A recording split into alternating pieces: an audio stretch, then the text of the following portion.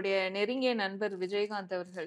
So அவருடைய மறைவுக்கு அப்புறம் அவருடைய மகன் வந்து சமீபத்தில தேர்தல்ல வந்து சந்திச்சாரு. ஸோ அவர்கிட்ட வந்து தனிப்பட்ட முறையில எதுவும் பேசுனீங்களா சார்? வாழ்த்து எதுவும் சொன்னீங்களா? இல்ல என்ன பேசுனீங்க? விஜயகாந்த் அவர்களுடைய மறைவு நிகழ்ச்சிகள்லாம் கலந்து கொண்ட போது பார்த்தேன்.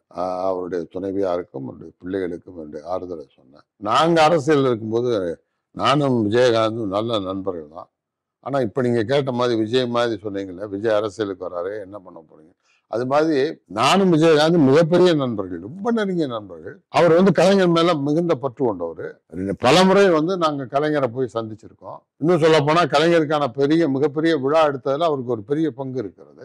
அப்போ எங்களுடைய நட்பு எப்படின்னா ரொம்ப அருமையான நட்பு. குடும்ப விஷயங்களிலிருந்து தொழில் ரீதியாகவும் இன்ப துன்பங்களை பகிர்ந்து கொள்கிற நட்பு தான் விஜயகாந்துக்கு எனக்கு இருந்துச்சு. அந்த நட்பு அரசியலே அவர் ஒரு இயக்கத்தை ஆரம்பித்து அவர் ஒரு தலைவராக ஆன பிறகு நான் சார்ந்திருக்கின்ற இயக்கத்தை விமர்சிக்கின்ற பொழுது நான் வேறு ஒரு உருவத்தில் தான் இருந்தேன். பயங்கரமா எதிர்த்ததுல நான் ஒரு ஆள், மிக முக்கியமான ஆள்.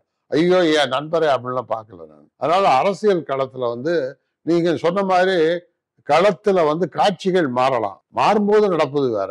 இப்ப என்ன அப்படின்றப்ப இப்ப நீ வந்து என்னை விமர்சிக்கிறாய், எங்களுடைய இத்தனை ஆண்டு கால இயக்கத்தை விமர்சிக்கிறாய், இயக்கத்தினுடைய கொள்கைகளை விமர்சிக்கிறாய் அப்படின்னா நீ வந்து என்னை பெற்ற தாய் தந்தையை விமர்சிப்பது போல் நான் உணர்ந்து கொள்வேன். அப்ப அதுக்கு நான் வந்து என்னுடைய எதிர்வினையை நான் ஆற்றித்தான் தீருவேன். அப்படித்தான் விஜயகாந்துக்கு நான் வந்து இருந்தேன். அதுக்கு பிறகு பெரிய அரசியல் ரீதியாக அவங்க குடும்பத்திற்கு எனக்கு நெருக்கம்லாம் கிடையாது. விஜயகாந்த் நண்பர்ன்ற முறையில் இருக்கின்றது.